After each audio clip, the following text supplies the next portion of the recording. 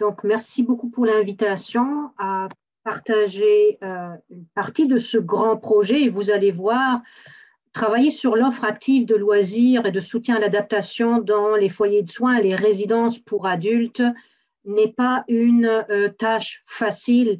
Et au fur et à mesure du projet, on voit de nouveaux éléments apparaître. Donc, je vais commencer par aller un petit peu à l'historique, d'où m'est venue cette idée de travailler sur cet aspect-là. En 2011-2012, quand j'ai commencé à enseigner à l'Université de Moncton, j'ai initié un plus petit projet qui s'appelle l'incubateur et comme disait Isole dans la présentation, je travaille sur les loisirs thérapeutiques. Donc, il s'agissait d'un projet de loisirs thérapeutiques réalisé avec des résidentes et résidents d'un foyer de soins, avec l'apport des étudiants. Ensuite, avec ce même groupe, dans le cadre d'un autre cours de loisirs inclusifs, les personnes étudiantes ont réalisé des jeux avec des matériaux de récupération et on a offert ces jeux-là aux résidents. Et on s'est rendu compte qu'en fait, il n'avait pas beaucoup de choix d'activités au sein de la résidence, d'activités de loisirs. D'où donc en 2018 l'idée d'aller prospecter un peu plus et avec un autre étudiant, donc Guy Curtis, qui prenait un cours de séminaire d'analyse, on a travaillé ensemble sur l'identification des activités de loisirs qui sont annoncées au sein de ces résidences, des espaces de vie. Donc, on a approché les personnes gestionnaires, s'il y avait un récréologue, pour savoir qu'est-ce qu'ils offraient, ils annonçaient au niveau de leur liste d'activités dans ces espaces. Le travail a été présenté durant la journée de recherche interdisciplinaire en santé dans le cadre du colloque des jeunes chercheuses et chercheurs et il a eu un écho favorable, positif, d'où l'idée de lancer vraiment un réel projet de recherche et pas juste un projet dans le cadre d'un cours. En 2019, donc, je suis allée chercher, comme tout le monde sait quand on fait de la recherche, du financement. Puis, je suis passée par le comité d'éthique, réaliser les guides d'entrevue, les traduire en anglais parce que nos résidents sont bilingues. Puis, il fallait aller chercher des assistants de recherche. Ensuite, finalement, on a pu commencer le porte-à-porte, donc aller au niveau des résidences et essayer de rencontrer les gestionnaires ou récréologues. Là, vous le savez, depuis plus de 12 mois, on subit tous cette fameuse Covid et encore plus nos aînés. Et mon collègue Franz a parlé des proches aidants et des aînés.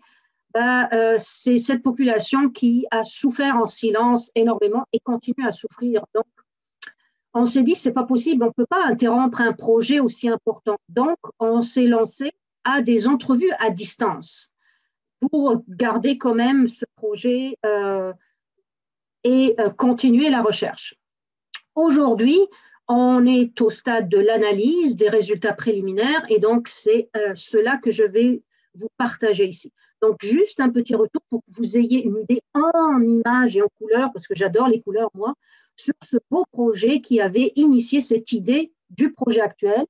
C'est l'incubateur. Il s'agissait d'un projet d'art réalisé avec un artiste professionnel, Mario Cyr, en utilisant son processus de création artistique, mais ce n'était pas lui qui créait, c'était les résidents, les personnes âgées. Puis vraiment, je profite de cet instant, puis je ne l'ai pas préparé, mais j'ai en mémoire deux personnes particulièrement qui ont eu la chance de participer à ce projet et qui depuis sont décédées. Et elles étaient vraiment fières de leurs tableaux et leurs tableaux ont été affichés dans la galerie de la résidence. Alors, c'est suite à ces deux projets, donc faits avec deux groupes, l'un francophone, l'autre anglophone, que le cours suivant, les étudiants donc, ont été amenés à créer des jeux. Je ne vous ai pas partagé les jeux parce que ce n'est pas l'objectif de la présentation, mais c'est cette communauté-là qui a bénéficié de ces deux projets. Alors, c'est là où je me suis posé la question, est-ce qu'il y a une réglementation qui va demander aux gestionnaires d'avoir un minimum de temps d'activité en numéraire ou en qualité, donc à l'extérieur, à l'intérieur? Je suis allée voir la réglementation. Et là, je vous prends un extrait de l'article 2 du règlement 85-187 qui définit le programme de réactivation et de réhabilitation comme suit. Cela désigne les activités fournies aux pensionnaires selon leurs besoins personnels, leur incapacité, y compris les arts et métiers, les loisirs et les exercices thérapeutiques, les activités de soins personnels, l'orientation au sens des réalités, les activités de motivation et de socialisation et autres thérapies. Donc, extrait de la loi sur les foyers de soins. Et plusieurs auteurs ont déjà souligné le fait que les activités de loisirs proposées aux personnes âgées doivent tenir compte de leurs attentes et de leurs besoins. Et je pense qu'on est plusieurs ici autour de la table à savoir que depuis plusieurs années, on concentre ou on veut concentrer les soins de santé avec l'approche centrée sur la personne. Okay? Mais je trouve qu'on est souvent coincé par la théorie et c'est difficile d'aller vers la pratique. Donc ici, nous nous sommes dit il faut se pencher un peu plus sur ces éléments juridiques et administratifs. Donc on est allé creuser plusieurs sources et je vais vous les mentionner ensuite. Et je souligne ici les rapports d'inspection. Donc ces établissements qui hébergent nos personnes âgées et moins âgées qui ont des besoins spéciaux sont soumis à des rapports d'inspection par le ministère du Développement social. Alors, parmi les points importants qui sont mentionnés, il vérifie l'élaboration et la mise en œuvre d'un plan de service individualisé qu'on appelle le PSI, donc pour voir cette approche centrée sur la personne. Toutefois, dans les rapports qu'on a parcourus, on a remarqué qu'il y a juste une croix pour dire oui, il y a un PSI, mais il n'y a aucune information sur le contenu, les détails de ce plan d'action personnalisé, ni aucune mention sur l'offre d'activités de loisirs présentée dans ces établissements de soins. Alors, au niveau donc de la présentation du contenu des rapports sur le site du ministère du Développement social, on lit ceci. Les inspections des foyers de soins portent sur les catégories suivantes: administration, ressources humaines, environnement et services aux résidents. Et je souligne le contenu de services aux résidents. Cette catégorie traite de la façon dont l'établissement fournit des services aux résidents. Les foyers de soins doivent se conformer aux exigences établies dans les domaines comme le personnel de soins, la planification des soins, les soins aux résidents, la gestion des médicaments, les services des médecins, les services repas, la nutrition, et à la fin, et la simulation et réadaptation, sans plus de précision. Au niveau des ressources humaines, je souligne un élément important. L'exploitant du foyer de soins doit veiller à disposer d'un personnel qualifié, bien préparé, suffisamment nombreux pour fournir les services et les programmes du foyer. Et là, vous allez voir qu'au niveau du numéraire, ce n'est pas le bon résultat qu'on a trouvé. Alors, au niveau de la méthodologie, je vous ai dit, la question, vraiment la grande question sur laquelle on travaille, c'est de répondre à comment une offre active d'activités de loisirs au sein de ces établissements, résidences pour adultes et foyers de soins, peut-elle amener du mieux-être? Okay? C'est une grande question qu'on a été amené à décortiquer pour aller étape par étape. Donc, au départ, on a commencé par essayer d'inventorier, de savoir quelles sont les activités de loisirs qui sont annoncées. Okay? Je souligne bien annoncées parce qu'entre ce qui est dit et ce qui est fait, il y a des fois un grand fossé.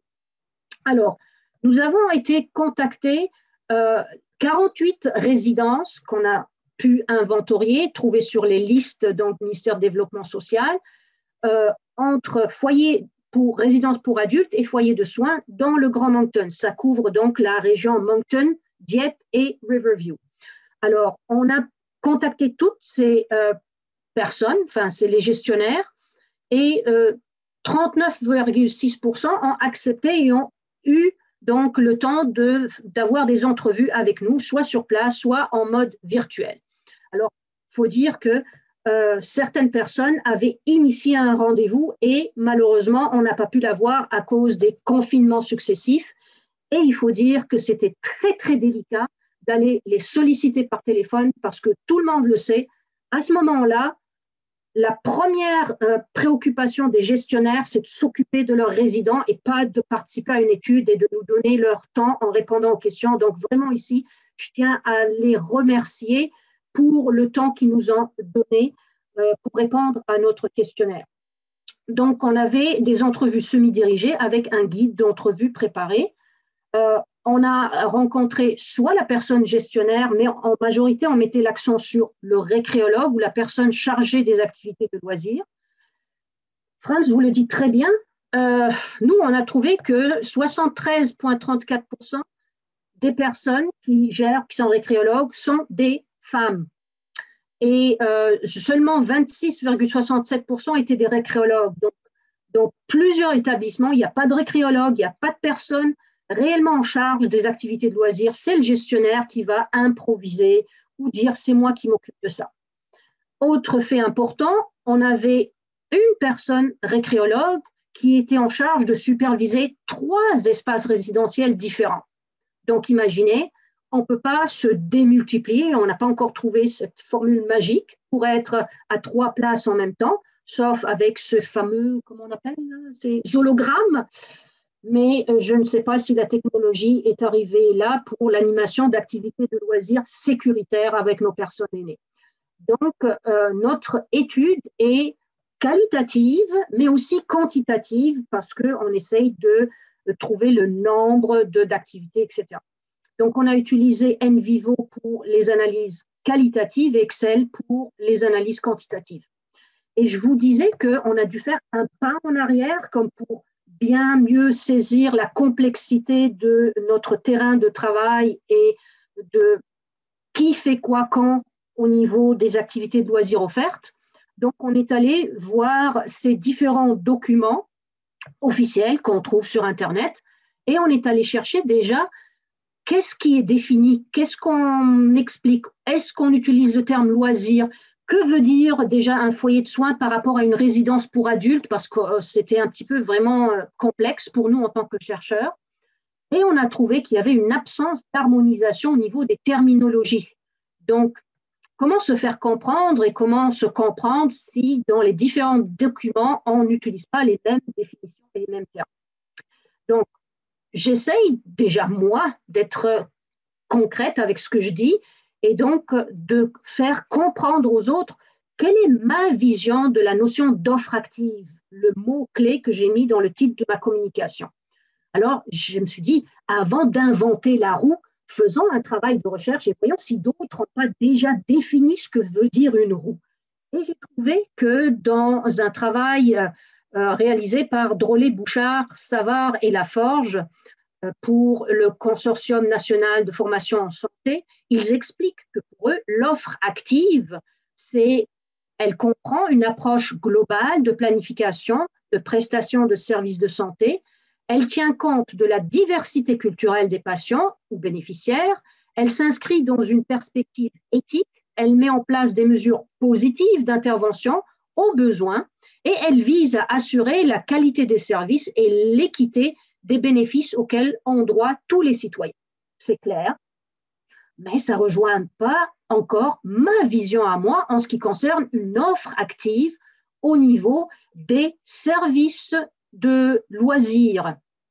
Donc, pour moi, voilà comment je vois l'offre active.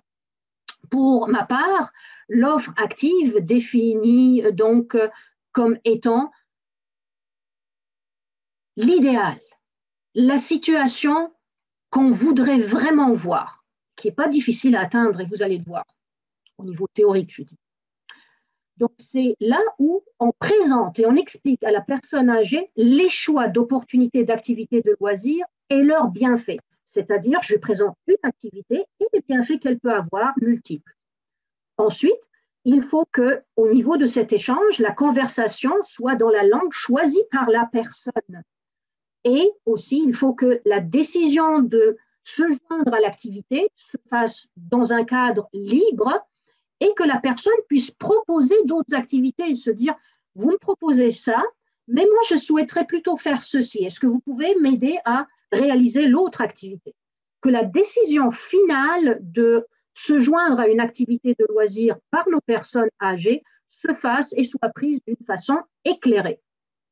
Donc, voilà un petit peu, je fais un petit retour sur le travail complexe donc, que j'ai réalisé. Alors, On a commencé par un inventaire des activités de loisirs annoncées. Donc, je dis bien annoncées, celles qui sont mentionnées soit sur la page Facebook de l'établissement, soit sur leur site web, leur dépliant, et ensuite, donc, ceux qui ont été mentionnés durant les entrevues semi-dirigées.